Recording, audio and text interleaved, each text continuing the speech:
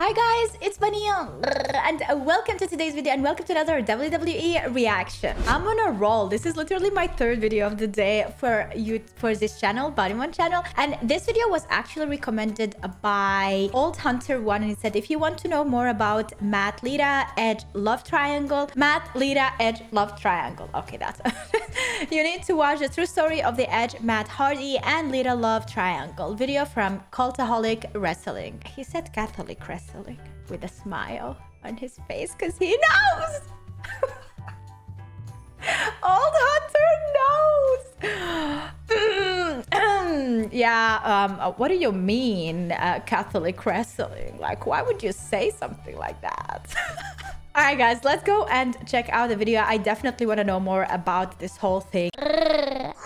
It was supposed to be one of professional wrestling's fairy tale romances, a relationship that we as fans got to see blossom before our very eyes. Aww. Real life got in the way, however, momentarily turning the smitten sweethearts into sworn enemies thanks to the intervention of a third party who you could say lived up to his ultimate opportunist nickname. The love triangle between Lita, Matt Hardy and Edge captivated the wrestling world, with the behind-the-scenes shenanigans proving far juicier than anything actually on Raw or SmackDown. Art would soon imitate life though when this actually began to play out on television, further muddying the waters and forcing viewers to question what was a work and what was a shoot. Turns out there was a lot more than meets the eye when it came to how it all unfolded both in real life and in the squared circle. My name's Jack from Cultaholic Wrestling and this is the true story of the Lita, Matt Hardy and Edge love triangle. From Catholic Wrestling. Oh, I love this intro. So cool.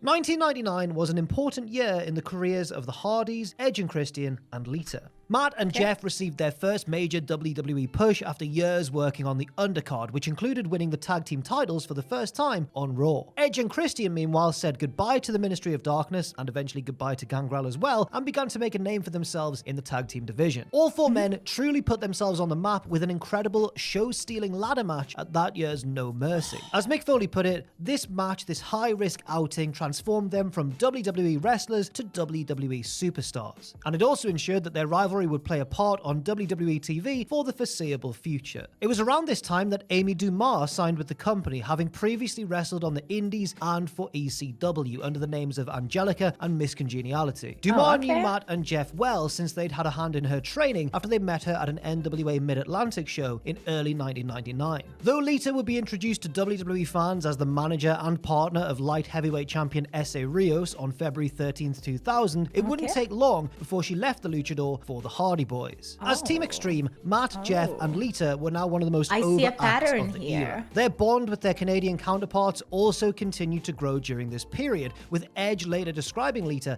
as his closest female friend in the business. It was Edge, for example, who apparently suggested that Lita bring what would become her signature exposed underwear look to television after accompanying her to try on clothes before a show. By the time Lita and the Hardys became an on-screen unit, Lita and Matt were already dating in real life. This fact was confirmed to WWE fans when the two shared a passionate kiss on the February 19th, 2001 episode of Monday Night Raw. Though dissension within the ranks was teased towards the end of that year, Team Extreme continued to thrive until Lita went down with a disastrous injury in April 2002. While she routinely performed various daredevil moves in the ring, it was actually on the set of the television series Dark Angel where Lita, who was booked to be a guest star on the show, broke her neck. While attempting her signature Hurricane Rana, the stuntwoman who was entrusted with taking the move failed to do so correctly and dropped Lita straight down on her head and neck. A potentially career-ending injury, Lita would be required to step away from the ring for at least a year as a result. With their manager set to be on the sidelines for a while, WWE finally split the Hardys up, with Matt moving to SmackDown and pursuing a solo career. The older Hardy boy thrived on the blue brand thanks to his inventive Matt Hardy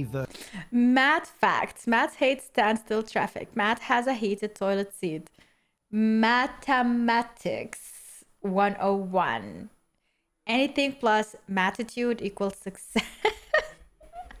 Improve your attributes. Oh my Division god. 1 gimmick so and managed to cringe. make a name for himself as a singles competitor, capturing the Cruiserweight Championship in the process. While Matt was on SmackDown, Edge, who was set for one of the biggest pushes of his career, also went down with a broken neck and was booked in for fusion surgery in February 2000. Did I just read in the background, I want to see tits? Someone in the audience was holding that? 3. Lita would later reflect on her time away from the business, noting that while she was at home, she began not to just consider her career, but her personal life as well. She would admit that while she loved Matt, she wasn't so sure they would necessarily end up growing old together, as their main bond was their work, but their outside interests didn't necessarily align. Following a long road to recovery, Lita was able to return to the ring in September 2003. When she came back, she naturally wanted to travel with her boyfriend and asked Matt if he would consider putting in a request to swap brands and come back to Raw. He did, and although they were not initially an item on Raw, the two reunited on the April 19th, 2004 episode of the show. This reunion took place the night after Backlash, a pay-per-view which saw a fully recovered Edge wrestle his first match in over a year. So it appeared as though things were going quite well for everyone, but sadly, Matt would also get bitten by the injury bug. He was forced to undergo reconstructive knee surgery to repair damage to his MCL and ACL once his summer program with Kane had run its course. With Matt on the shelf, the careers of Lita and Edge went from strength to strength. Edge was presented as a would-be main event level heel, while Lita defeated Trish Stratus to capture the Women's Championship in the historic main event of the December 6, 2004 episode of Raw. Know what they used to say, away from eyes, away from heart. It's very hard. It's very hard. Not impossible though. I don't trust in that, but like people say it. It was towards the end of 2004 that Edge and Lita began traveling together. Matt would later say that Lita didn't like traveling by herself, and since she supposedly didn't get along too well with some of the other divas at the time, Lita suggested she hop in a car with Edge, who was also traveling alone back then. Matt didn't think anything of it, since he was close with Edge and trusted him implicitly. Furthermore, Edge had only just married his second wife, a woman named Lisa Ortiz, on October 21st. His previous marriage had been to Alana Morley, the sister of fellow WWE star Val Venus. So, while Matt was at home, not only intensely rehabbing his knee, but also planning for his future with the woman he believed he would one day marry, his girlfriend and one of his closest friends were getting to know each other on a deeper level during the long drives between towns. Realizing that they had a lot more in common than they initially thought, their platonic relationship quickly turned romantic.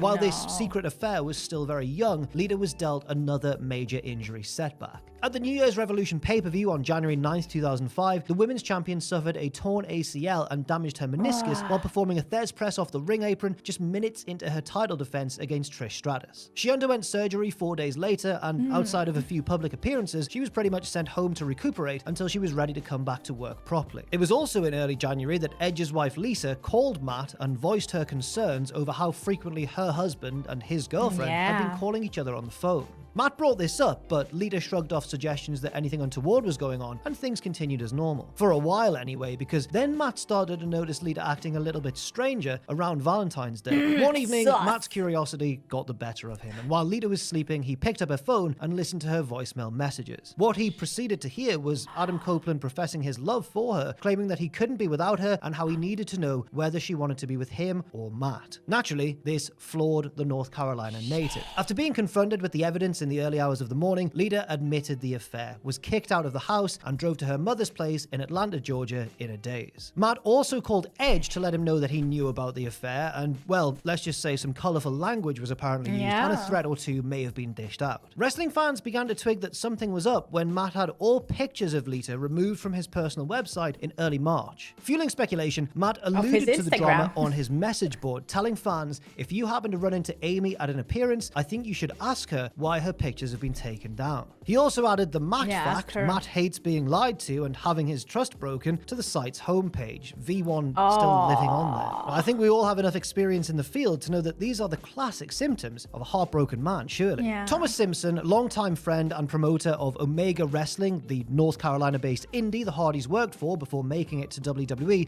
was one of the first to speak publicly about what had happened, and he wrote, Amy Dumas lied to Matt. Amy broke Matt's trust. While Matt told me the story of lies and deceit, I heard so much pain and anguish in his voice that it brought me to tears. I'm still shocked and saddened at the pain that Matt has been caused by all of this. What is even more heartbreaking is the other man that precipitated the lies was supposedly one of Matt's better friends. Matt confirmed Thomas's account, while Lita took to her own website to write, "I'm going through some tough stuff personally right now. I hope you guys can respect my privacy," and she implored fans not to post about her private life. Now, while all of this was going on, WWE was set to run a house show and a Raw taping in North Carolina, which, of course, is Hardy country. Although he was not yet cleared to return to action, Matt had been due at the taping on March 7th in Raleigh, but was then asked to stay at home by WWE management. WWE also had to alter bookings to weekend autograph sessions that was supposed to feature both Matt and Lita. Matt continued to post about the situation on his website, writing, "Just for the record, I never told anyone the story in its entirety until news sites on the internet started breaking the story, and there's still a ton of appalling things you guys don't know. I took down Amy's pictures on my site and in my house because they were sickening to look at. When the story started coming out, in no form or fashion was I going to allow myself to look like the bad guy.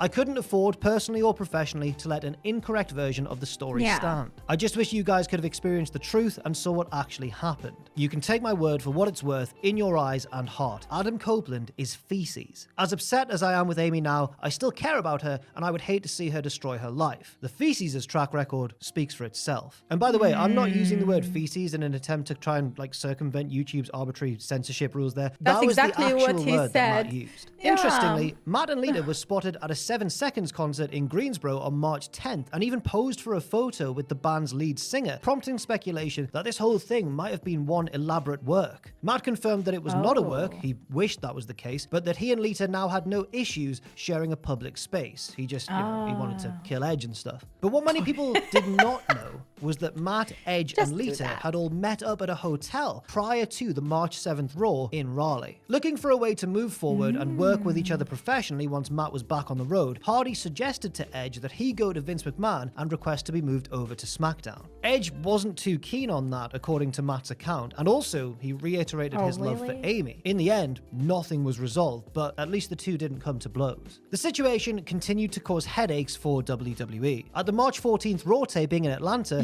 security were ordered to confiscate any signs that mentioned Hardy, Lita, and Edge together. Also at the taping, a small but vocal section of fans booed whenever Lita was shown on screen, even though WWE didn't use real audience noise for her segments. WWE returned to the Carolinas for a pair of house shows on March 19th and 20th. Matt had been advertised for these shows, but he was pulled from them by head of talent relations John Laurinaitis, who feared that a fight might break out backstage. Despite being unbooked, Hardy showed up at one of these shows anyway, partly in a bid to show people in the locker room that he was able to coexist with Edge. After the show, Matt went out with friends, including Shannon Moore, who was involved in a head-on collision with a drunk driver at about 1 a.m. But thankfully, Shannon only suffered minor injuries in the accident. Edge, meanwhile, drove from North Carolina to Columbia, South Carolina for the next day's show. It was there that his rental car was vandalized, with the vehicle's tires slashed by an unknown assailant. People naturally assumed that Matt was the culprit, but his presence was accounted for in another town. According to Matt, and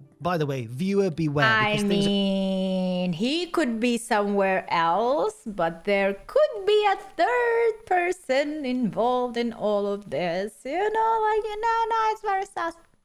Going to really start sounding like high school gossip at this point. But apparently, Jason Arndt, aka former Mean Street Posse member Joey Abs, had spread the rumor that Matt had put a so-called hit out on Edge, and that when they couldn't get the so-called hit done, they just messed with his car instead. Now, the reason for this, Matt claims anyway, is because after kicking Lita out of his house, he had called up a woman named Lori Barber. She was an old flame who, at the time, was dating Joey Abs, and the two of them had rekindled their physical relationship. Now, obviously, when Arndt or Joey Abs heard about this, Hardy says he became jealous and spread false information to the WWE office. Things get even murkier though, because Lori Barber had apparently left Matt for Joey Abs in the first place when the two of them initially dated many years prior. Adding to Edge's misery, he was then bombarded by signs and chants on the Carolina shows, stuff like "You screwed Matt" and "Matt will kill you." And while there had been an order in place to confiscate any pro-Hardy signs, that weekend's lead road agent, Arn Anderson, just made the call to cancel that, saying that people had paid their hard-earned money and could bring whatever signs they wanted. And obviously Edge, as you can imagine, wasn't exactly thrilled about that. Yeah. But as bad as he might have thought he had it, Matt Hardy had things much worse, and they were about to get even more worse. With his knee now all healed up, Matt was raring to go in the ring. If his personal life was a mess, perhaps going back to work would provide a welcome distraction. As he was waiting for the call with his new start date and schedule, Hardy was instead wished the best of luck in his future endeavors by John Laurinaitis. That's right, Johnny Ace informed Matt that they were exercising their right to terminate his contract on April 11th, 2005.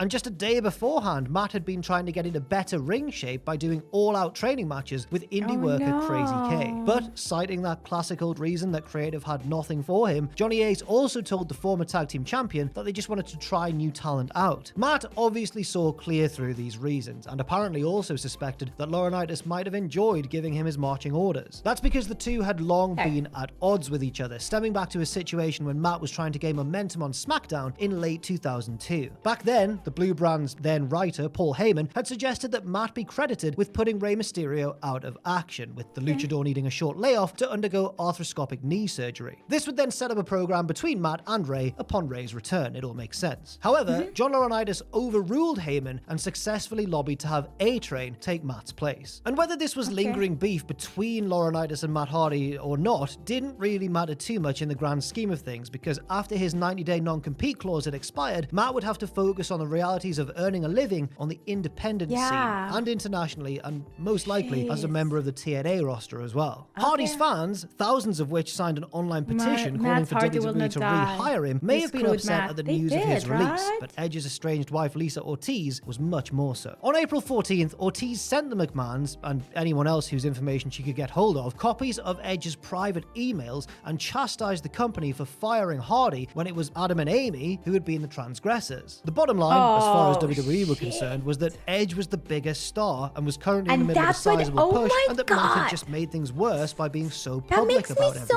The tire slashing incident had really sealed his fate as well, whether Matt was actually responsible or not, and WWE felt they needed to protect themselves from any issues happening backstage. For what it's worth, when Laurinaitis had tried to talk to Edge about the situation, he had told the head of talent relations that it was all of this because of a woman. I tell you. What the?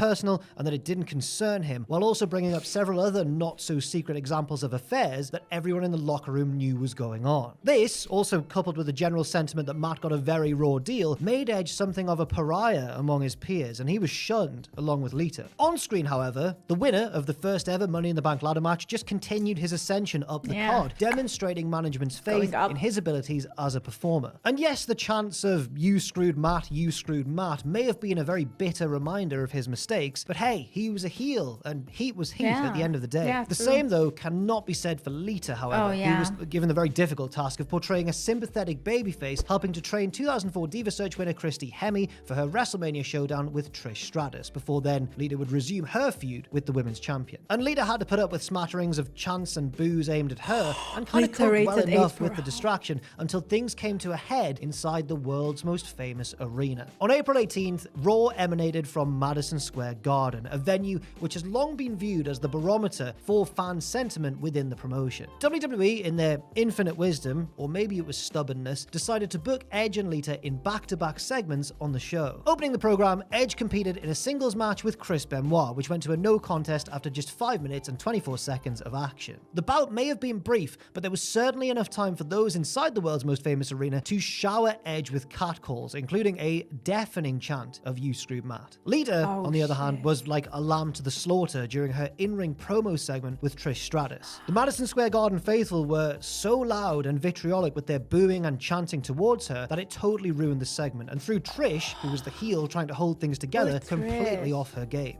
Matt said afterwards that he enjoyed seeing things go off the rails and thanked the fans for their public support. Matt in the house on his couch, literally eating popcorn. Let's go. And things got worse when Edge's estranged wife Lisa, who had moved out of their house and was now living with her family in Colorado, posted a long and damning letter to Matt's website. Accusing both Adam and Amy of using steroids to achieve their superstar physiques, Lisa also claimed that she had photos of bruises on her face from when he had thrown her down, and continued to point the finger at them and WWE for handling the fallout of the affair so badly. On April 20th, Matt himself commented on the ongoing drama in his first interview since being fired with Between the Ropes. He said he was both surprised and not surprised by his release, questioned whether it could be considered wrongful termination, and felt WWE had taken the easy way out by doing it. But also that he had enjoyed his time in WWE and had nothing bad to say about Vince McMahon, even if his departure left a sour taste in his mouth. He said also that he would go back if he was asked, but he did concede that the odds of that happening were pretty slim. 5 days later, on the Opie and Anthony radio show, Matt continued to vent, admitting that he would love to beat the hell out of Edge and encouraging fans to keep aiming derogatory chants at Edge and Lita. And he noted that he had already received offers to team up again with Jeff on the independent scene. And while we mentioned Jeff, actually, he had apparently reacted passionately to the news of the affair when it first broke, leaving an expletive-filled voicemail on Edge's phone. He also spoke with Lita, who he was still close with, but ended the call with the sense that their friendship would no longer be the same as it once was. Matt continued to speak out publicly, including an interview with the Charleston Post-Courier, where he revealed he had been looking for engagement rings before finding out about the affair, and how he hoped a reconciliation with Lita was still possible. Finally, on the May 16th, 2005 episode of Raw, WWE at last decided to do the smart thing and turn Lita heel, only a month or two too late. Not only did she turn heel, though, she did so by aligning herself with Edge. Lita betrayed Kane on screen by helping Edge defeat him in the finals of the Gold Rush tournament before they embraced and, passionately made out on stage, and there'd be a lot of this over the next year or so, trust me. On the June 20th edition of Raw, WWE presented the televised wedding, a wrestling wedding, of Edge and Lita. Towards the end of the hilariously over-the-top ceremony, fans received a shock when, after the priest asked if anyone knew why they should not be joined in holy matrimony, Matt Hardy's entrance music played. And wouldn't you know it, they damn got us. It was a sublime troll job by Sports Entertainment's most gratuitous couple. Matt wasn't in the building at all. So yes, the sensei of Mattitude might not have shown up, but Kane did, and he ended the segment by tombstone piledrivering the priest, naturally. Afterwards, Matt told a European reporter that WWE was simply rubbing his nose in it now with this tease, and that he was not heading back. At an indie show 5 days after the wedding episode, Matt did a promo where he once again referred to Edge as feces, and this time he called Lita a slut. As you might be able to gather by that last comment, Matt was pretty mad at his ex for going along with this angle and using aspects of their real-life relationship in the feud with the Big Red Machine. Matt and Lita may not have been getting back together, but Matt and WWE were talking about working together again. Even though Matt had indie bookings for companies like Ring of Honor and was being publicly courted by TNA, it was rumored that he had either agreed to return or would likely agree to return in order to work a program with Edge and Lita. And finally, suspicions were confirmed on the July 11th edition of Raw when Matt attacked Edge both before and after the Rated R Superstars match with Kane. Presented as a shoot, Matt first struck Edge in the backstage area before being chased off by John Laurinaitis and road agent Steve Keirn, then came back later to jump his adversary again in the ring. Once they'd been separated by security and referees, Matt commandeered the microphone and cut a promo referring to Edge by his real name of Adam, as well as calling him a bastard, and calling Lita a whore, and vowing to make their lives miserable, while also plugging Ring of Honor. Handcuffed and ejected from the building, Matt continued to spit venom in the direction of Laurinaitis and proclaimed that WWE could kiss his ass. This was designed to look as real as possible, and the angle created some doubt amongst fans about what was staged and what was unscripted. The truth is, Hardy had reached a deal to return to WWE in mid-June once Lita and Edge had agreed to go through with the proposed storyline. The tease during their wedding angle had been just that, a tease put in at the behest of Vince McMahon, who wanted some sort of official kayfabe beginning for the impending feud. And as a means of misdirection, Matt had written a lengthy commentary on his website ripping on the company and criticizing the recent releases of A Pregnant Dawn Marie and the just returned from their honeymoon newlyweds Charlie Haas and Jackie Gator. He also plugged his indie dates and praised TNA and did nothing to promote any sort of grudge with Edge, so he was really trying to be convincing here. 2 days after his shocking return, Matt Hardy called into WWE internet show Bite This and confronted guest Lita, the two engaging in a very heated back and forth, which ended with Lita walking off the set. Earlier in the show, Lita had said that she was in love with Edge, even though in real life that wasn't the case and they were no longer together. As Matt continued to honor his indie commitments on the weekends, his feud with Edge went full speed ahead on Monday nights. Vince McMahon officially welcomed Matt back to WWE on the August 1st episode of Raw, and Matt beat Snitsky in his return match a week later. But this was a mere warm-up for what this had all been building towards. The first singles meeting between Matt Hardy and Edge. Everybody the wanted match to on see a stacked that. SummerSlam card, the initial Hardy-Edge clash really failed to produce the spark that the fans and the performers themselves had hoped for. Short and fiery with a liberal amount of potatoes and receipts and it's a shoot being thrown back and forth, the match then came to a premature end when the referee deemed that Matt could no longer continue after being dropped face first on the ring post. Their SummerSlam outing may have been a disappointment on the whole, but the finish at least, I guess, helped to further the story and set the stage for future matches down the road. And as it happens, we'd only have to wait 8 days for Matt and Edge to go at it again, this time in a street fight on Raw. This was a major improvement over the pay-per-view match. In fact, this really should have been the match that was on the pay-per-view. Given just shy of 20 minutes and with a fitting stipulation to play with, the two of them produced a wild and engaging brawl. But the finish was once again inconclusive, the match ending in a no contest after Matt delivered a side effect to Edge off the side of the entrance stage into some electrical equipment below. Now by this point, the shoot aspect of the feud had been dialed down a bit. The two still laid in their shots when they worked together, yes, but professionalism was maintained and no liberties were taken by either man while the storyline took a more traditional turn. The Unforgiven pay-per-view on September 18th would prove to be the rivalry's high point, both figuratively and literally. At the end of a thrilling contest that was even better than their gripping street fight weeks earlier, Matt ascended to the top of the steel structure and finished off his foe with a massive leg drop. Edge would later say that regardless of everything the two men had been through over the past 6 or so months, there was nobody else he would want to look up and see standing on top of the cage more than Matt Hardy. Backstage, things had thawed between Matt and Lita too, with reports indicating that they had been socializing again on the road after shows. Matt was clearly in a better personal place this time, and he'd also begun to date 2005 Diva Search winner Ashley Mazzaro around this time. With one win apiece and one match ruled a no contest, a final match between the two was booked for the loaded Raw Homecoming show on October 3rd. On the 3-hour spectacular, back when that was a novelty, to celebrate Raw's return to the USA Network, Matt and Edge met in a ladder match where the winner would gain possession of the Money in the Bank briefcase and the loser would have to leave the red brand. It was hardly a shock to see Edge prevail since he was still penciled in for a major push and WWE had no desire to take the briefcase off him. This match was another good one too, even if it had 9 minutes cut from it. For Hardy, he would have to do some rebuilding on SmackDown, and the change of scenery allowed him opportunities away from the distraction of Edge and Lita. Reflecting on their real life and on-screen feud when all was said and done, Matt, Edge and Lita all agreed there were things that they would have all done differently if they were able to go back in time and do them again. In saying that, all three believed their careers benefited from the work they did together on television. What started in a lot of controversy and personal not pain in a good way, and all but that it sort of did. stuff, it all turned into something quite productive that all three could be proud of, with the Rated R couple in particular using the momentum gained from the storyline and parlaying that into the first WWE title win for Edge at New Year's Revolution 2006. Having her personal life made so public did, though, understandably take its toll on Lita, the Hall of Famer later admitting that she dreaded going to work during this era and considered quitting on several occasions. She may have been one half of one of the hottest acts in wrestling at the time, but it was to the detriment of her physical and mental health. Lita did end up leaving WWE after the 2006 Survivor Series when she opted not to renew her contract. Receiving an undignified send-off angle courtesy of Crime Time, Lita wasn't exactly feeling great about her exit after the show. But her mood got better when she was taken to a bowling alley where a certain someone had arranged a going-away party with many of her closest friends and family members. And that certain someone was a 6'5" Canadian with long blonde hair. Hey, say what you want about the so-called ultimate opportunist, but the man clearly does have a heart and stuck by Lita through the good times and the bad. And it's good to say that close to 20 years on, obviously, everybody has just moved on with their lives. Lita is a beloved icon whose presence is always welcomed whenever she returns, and she continues to work with WWE on various projects. Matt Hardy is married, has 4 children, and currently works for AEW. And Edge is married to fellow Hall of Famer Beth Phoenix, and the couple have 2 children of their own. I guess it all turned out all right in the end, didn't it? It was Unless you're Joey Abs, I suppose. You know, young people doing dumb mistakes, you know, but everything was public then, and they had to use it for their professional agendas, and like they did the best they could with what they had. It was sad that everything was so like public, but it was good for them because they used it, you know, and it helped them with their careers. Poor Lita though, she had it the worst. I feel like women usually in such situations have it the worst, even,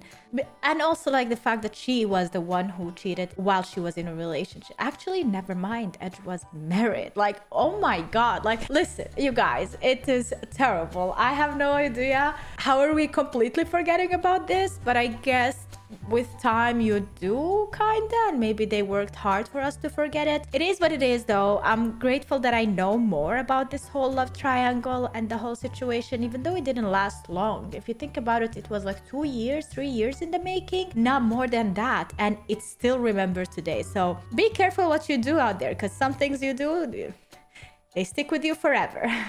But that is it, guys. Thanks so much for watching. I hope you enjoyed this video. If you did, make sure to leave a like and subscribe for more, and see you tomorrow with a brand new one.